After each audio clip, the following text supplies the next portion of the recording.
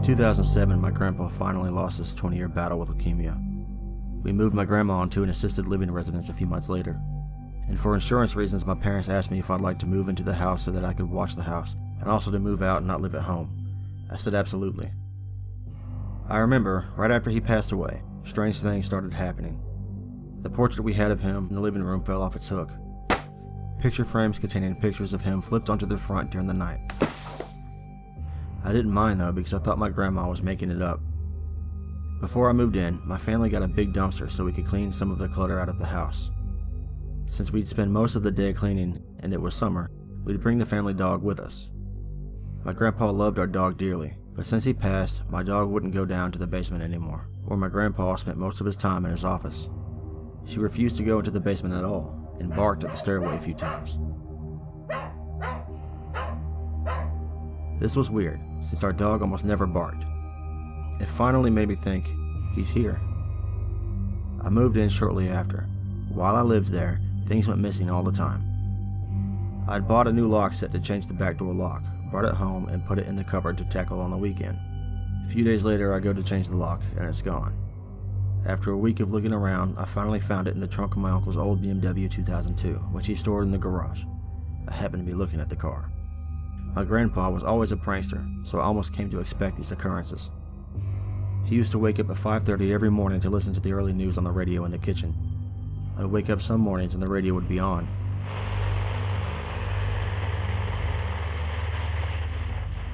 I often heard typewriter noises coming from his office in the basement. It became comforting. I found myself talking to my grandpa out loud, having conversations with him. I missed him. After about 6 months, suddenly I wasn't hearing noises anymore. Nothing was going missing. The radio wasn't turning on at 5:30. I shrugged it off for a few days, but it started to worry me. I went back to my parents and grabbed the dog and brought her back. She was apprehensive at first, but she entered the house. There was an issue though. Every time she'd been over since my grandpa died, as I mentioned earlier, she refused to go downstairs. This time though, she went downstairs and went right to his office. Nothing was any different about the office, but she wasn't barking. She wasn't pacing, she wasn't doing anything. That was when I realized he was gone. I broke down. Suddenly I felt incredibly alone. Even though it had been about 8 months since he died, it was the first time I felt like he was gone.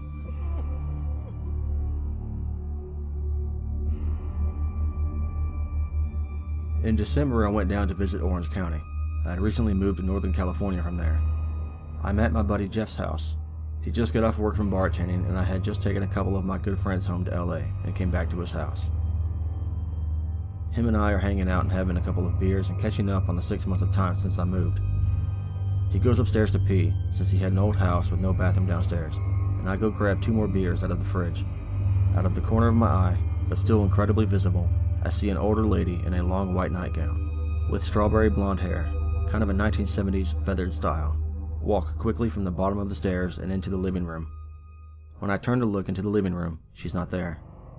I call upstairs to my buddy. "Hey dude, there's someone in your house." "What do you mean?" he says. "Dude, there's an older woman in a white gown who just walked down your stairs. Is this place haunted?" "Oh, so you saw her. Blonde hair," he said. "White nightdress?" I added. "Yeah, that's my grandma," he said. As it turns out, I'm not the first one of his female friends to see her.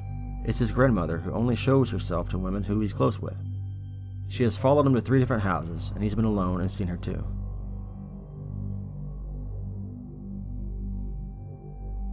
A while before my grandpa passed, he gave me his old portable radio, which ended up in the basement of our old house, where I never went.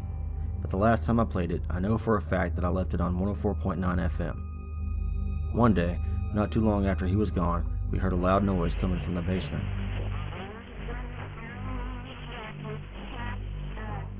I went down there and found the radio playing old big band music, which he loved, on an AM station. It was the exact same shelf I left it on, hadn't moved at all. That's the only paranormal thing I've ever witnessed, and it's kind of comforting in a strange way.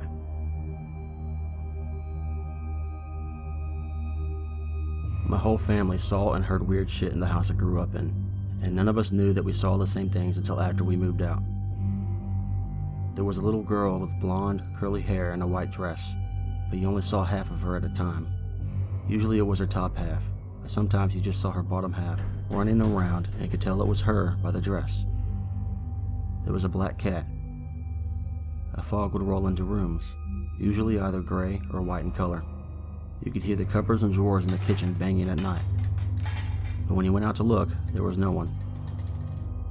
And then there were the random family members. My sister and I had never seen any of these people before, but were able to pick them out when going through photographs years later. My sister saw a great-grandmother, and I saw a great-grandfather. My mom and my aunt, which is my dad's sister, saw my mom's grandfather on several separate occasions. My aunt had no clue who he was, but described to a T exactly what my mom had previously seen. I like to think of myself as a rational person, but that house was just weird.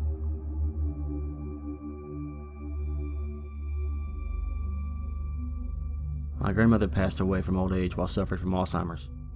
I awoke to a knock on the door. The knock was so loud I woke up from a drunk sleep. I checked the door. No one was there.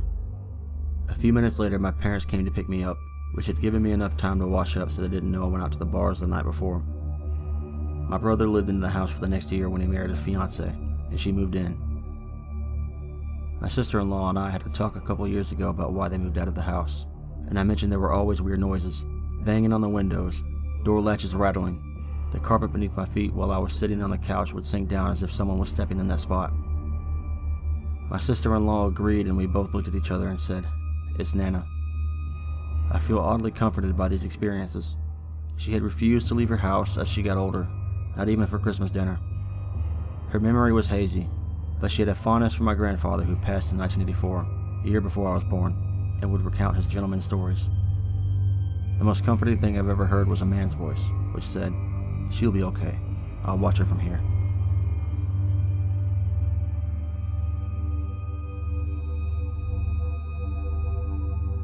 My grandmother lived in the same house from the birth of her first child to her death in 1999. After she passed, the house was willed to me, but I gave my aunt controlling power over it while I was in boot camp. Fast forward to 2003. Newly engaged me moves home to find out that my lazy aunt had rented the house out to deadbeats who didn't pay and destroyed the place. I evicted the tenants, cleaned out the mess, and decided it would be a good starter home for the future wife and I. My fiancé had never met my grandmother, never saw a picture of her, pretty much only knew that she passed away in this house, but other than that, had no idea what she looked or sounded like. Moving in day went surprisingly without a hitch. We were just grabbing the last of the stuff out of the truck when I told her to sit down on the couch and relax while my buddy and I brought in the TV. She said she'd call and order pizza while she waited. My buddy and I took more time than I'd care to admit to get the TV up the stairs, but finally after about 20 minutes we come through the living room door to see her white as a sheet and shaking like a leaf. I run over to her immediately and ask what was wrong. She could barely speak. I tell my buddy to sit with her for a second just so I can look around, thinking maybe someone tried to break in through the back door or something. After a minute or two, she calms down enough to tell me what happened. She was putting books on a recessed shelf where my grandmother used to keep these awful, horrifying clown statuettes when she started smelling cigarette smoke. Neither of us smoked, but my grandmother did. She turned her head towards the kitchen and saw an old woman sitting at the kitchen table, wearing a nightgown and a babushka, puffing away on her cigarette. She said she looked away and looked back, and now she was standing right next to her and said, "Where are my clowns?" in a very nasty, almost evil tone. The fiancé never knew any of these details about my grandmother. After explaining to her about Graham, and then showing her a picture, she confirmed it was her. At this point, I fall into the idiot from the horror movie that should have just left role, but financially it was our only option for a little while to stay there. The girlfriend needed heavy doses of medication to sleep, and while I was uneasy some nights, I'd never had anything happen in that house. She said that she didn't see her anymore after this, but the cigarette smell would come back from time to time, and she'd just grab the dog and go for a walk. After a month or two, there really wasn't much going on. Occasionally, something was out of place when we woke up or came home. That was about it. The girlfriend still hated the place, but we decided if the weird shit had stopped, there was no point in leaving. Fast forward about 6 months, and I'm midway through some minor renovations. After a long day of taking down some awesome turn-of-the-century lath and plaster, I decided it was enough, and called it a day, grabbed a beer, and went out onto the porch. Girlfriend was at work, so the dog and I were just enjoying the relaxing silence. After about 10 minutes of sitting on the porch, I started getting the weird feeling that someone was watching me. I turn around and look at the house and see that the living room light was on. I know it couldn't have been left on because I unplugged everything in there while working. I really didn't want to go in the house at this point. I'm a big guy and I'm always the first one to jump in and stop a fight or deal with a dangerous situation. But admittedly, I turn into a little girl when it comes to unexplainable creepy stuff. So naturally, I send the dog in ahead of me. And he starts barking the second he gets to the top of the stairs. I walk up behind him cautiously, and there's the cigarette smell again. Peek my head in to see the lamp plugged in, but no other lights are on. The dog is growling with the hair on his back standing straight up at this point. I've literally had at least 3 or 4 drops of pee come out. I reach over the wall to turn on the ceiling light, flip it on, and see everything from the bookshelf on the floor and a ceramic clown statuette sitting there. That was it. Grabbed the dog, my keys, and got the hell out. Called a realtor the next day, put it up for sale, and paid a moving company to get our shit. Went back a couple times with them to help box stuff up, but was never in the house with less than 3 people again. One of the movers asked me if we'd had anything in the attic that we needed to pack, and I said I didn't think so, but I'd take a walk through with them just to be sure. Wasn't much up there, but we found one box shoved in a corner behind the chimney. Opened the top and inside was grandmother's entire clown collection. Closed the box and walked right out. Told the mover to leave that shit right where it was.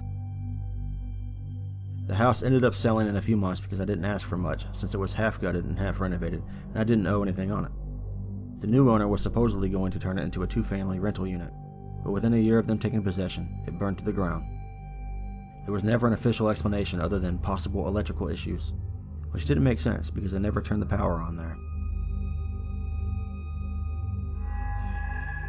Thus are 6 creepy true stories of people being haunted by their grandparents. I am Enki. If you enjoyed what was spoken in this video, declare it by means of the like button. Want to discuss it further? Let's do so in the comments. If watching more videos like this one is something you find agreeable, then subscribe and ring the notification bell to stay updated. As always, thanks for watching, and may the stars shine on your humanity.